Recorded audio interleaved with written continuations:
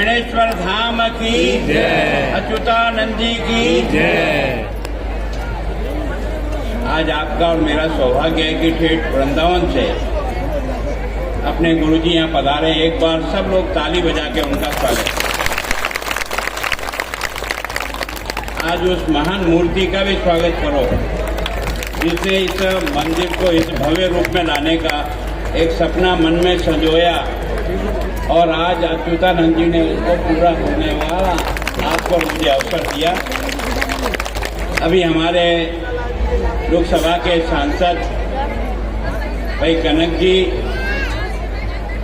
और हमारे अर्जुन जी मीणा भी उपस्थित हैं।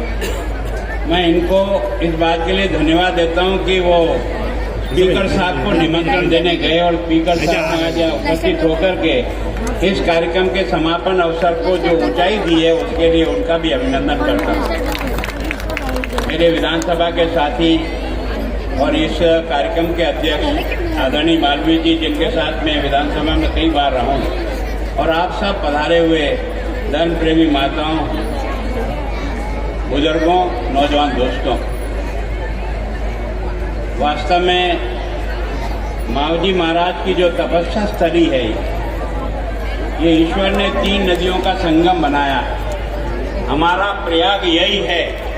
इस दक्षिण राजस्थान में प्रयाग के रूप में आज से नहीं, हमारे बाप दादा इसको प्रयाग ही मान करके अपने अस्थि विसर्जन के लिए सब लोग यहीं आते हैं। और मावजी महाराज ने अपने चोपड़े में कहा था कि पानी बोतल में वकेगा, वकीगा नहीं। 350 साल पहले कोई भविष्यवाणी करता है कि पानी बोतल में बिकेगा, और आज विज्ञान नहीं बिके। और मावजी महाराज का चोपड़ा जब पढ़ा जाता है तो आप और हम सब कितनी श्रद्धा से नहीं।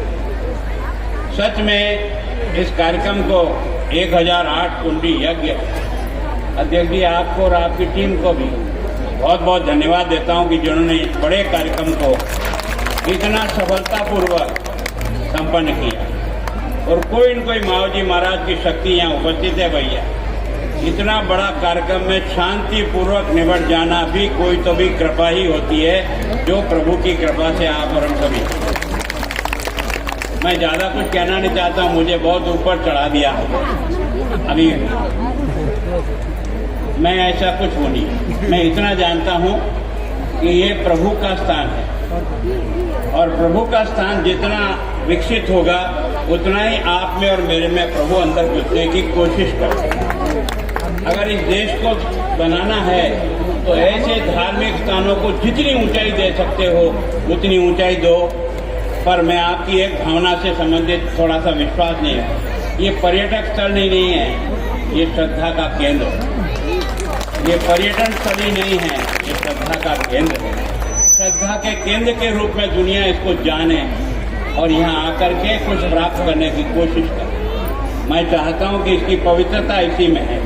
आपने कहा कि ये सरकार काम करो, पैसे की भगवान की दृष्टि से कोई कमी नहीं होगी, इतनी गारंटी तो मैं बोलेंगे तो बाद में स्पीकर साहब, लेकिन इनकी तरफ से और मोदी जी की तरफ से गारंटी देता हूँ इस स्थान के विकास में कोई पैसे की कमी नहीं, पैसे की कोई कमी नहीं आ सकती है। हम सब जिस आस्था से जिंदा हैं और जिस भरोसे इस दुनिया में यहाँ तक आ गए हैं, ये ऐसे ही दिव्य आत्माओं की कृपा है जिससे आप और मैं यहाँ तक आया। मैं सोचता हूँ कि मालवीय जी ने भी उनकी सरकार से भी कहा, मैं आपकी बात को विधानसभा में मुख्यमंत्री जी के पास भी पहुँचाकर जो कुछ भी उनसे भी सहयोग लिया जा सकता है, निश्चित रूप से सहयोग हम सब मिल के देंगे। इसके बारे में तो आप विचार न करें, लेकिन ये जरूर है कि भगवान को थोड़ा मन में बिठाओ, भगवान को याद करो, तो भगवान की इच्छा के अनुसार अपने जीवन को जीने की कोशिश करो। दोबारा मनुष्य बनने का मौका न तुमको मिलेगा न मुझको मिलेगा। भगवान ने ये जो आकृति दी है ना, इस आकृति का उपयोग करो। तो इस स्थानों पर आकर के अपने आप को ऊंचा उठाने का प्रयास, गुणों से भी उठाओ, व्यवहार से भी उठाओ, आचरण से भी उठाओ और काम से भी उठाओ। मैं सोचता हूँ अच्युतानंद जी, आपने इस छोटी उम्र में, मैं भी यहाँ 40 साल से इस रास्ते पर रोज गुजरता हूँ, आता हूँ, जाता हूँ। मैं आप में से कई लोगों के बीच में से निकल करके आया हूँ, लेकिन आपने इस स्थान की भव्यता के लिए जो प्रयत्न किया, हम सहयोगी तो जरूर बने, लेकिन प्रयत्न करने वाला व्यक्ति होता है तब सहयोग करने वाला व्यक्ति आ जाता है। आपने इसका बीड़ा उठाया, आपके सब सहयोगी मित्र आपको सहयोग करने को, तो वास्तव में ये सारा श्रेय आपको जाता है कि आपने इस स्थान को, मावजी महाराज के इस स्थान को, और मैं सोचता हूँ कि मावजी महाराज के उस चोपड़े को और मावजी महाराज की भविष्यवाणी को अगर आज भी पढ़े 350 साल पहले जो लिख गए हैं, तो हूबहू आज की तारीख में आप और मैं अपने जीवन में देख रहा हूँ। ऐसा भविष्यवक्ता के रूप में ये भविष्यवक्ता नहीं था, ये कोई प्रभु का स्वरूप था जो अपने मन से बोलता था तो वो सच हो जाता था। वही उनका चोपड़ा है जो आपने और मैंने समझा। मैं सोचता हूँ कि आप सब भक्तजन यहाँ आए हैं, आपके आने से ये कार्यक्रम इतना ऊंचाई पे गया, आपको भी प्रणाम करता हूँ। मैं अधिक और कुछ भाषण नहीं, मैं इतना कह सकता हूँ कि हम आपके काम के लिए 24 घंटे तैयार हैं। जब भी अच्युतानंद जी आपने जो हमसे कहा, हमने करने का प्रयास किया। अगर कोई चूक होगी तो माफ करना, और आपका और प्रभु का आशीर्वाद रहेगा, निष्कलंक भगवान का आशीर्वाद रहेगा।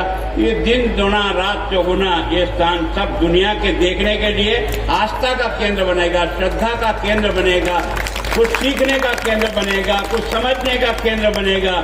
और इससे भी ज्यादा मैं इसलिए आपको धन्यवाद देता हूँ कि आपने संपूर्ण समाजों को एक जम पर लाकर जो समरसता का इस स्तर की बड़ी उपलब्धि कोई है, यहाँ सबसे बड़ी कोई उपलब्धि मानता हूँ। न यहाँ कोई गरीब था, न कोई अमीर था, न कोई बड़ा सेठ था, न कोई छोटा था, सब ने एक साथ बैठ करके इस कार्यक्रम का जो आनंद लिया है, वास्तव में ये भारत जिंदा किया है, आपने भारत को जिंदा किया है, इसके लिए आपका बहुत बहुत धन्यवाद सर।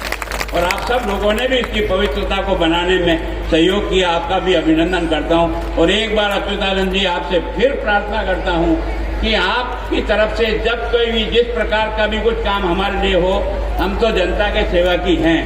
ये जो आप हमको नेता कहते, हम नेता फेता नहीं है, हम आपकी पेटी से पैदा होने वाले आपके बच्चे हैं। हम यहाँ हैं तो आपकी पेटी से पैदा हुए, तो जिस बाप हमें पैदा करता है उस बाप की सेवा करना, उस जनता की सेवा करना हमारा फर्ज है, हमारा धर्म है, हमारा कर्तव्य है, हमको पूरा करना है। हम आपको करने का विश्वास दिलाता हूँ। धन्यवाद।